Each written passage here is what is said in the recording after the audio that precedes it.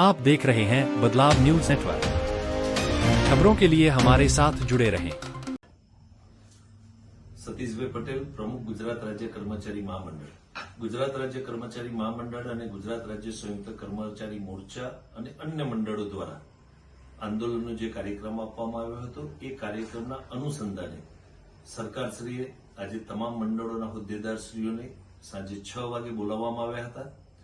જૂની પેન્શન યોજના માટે, ફિક્સ પગાર યોજના માટે, ખાતાકીય પરીક્ષાની બાબત હોય એવા 10 મુદ્દા સાથે જે આવેદનપત્ર સરકારને આપ્યું હતું એ અનુસંધાને આજે મીટિંગ થઈ।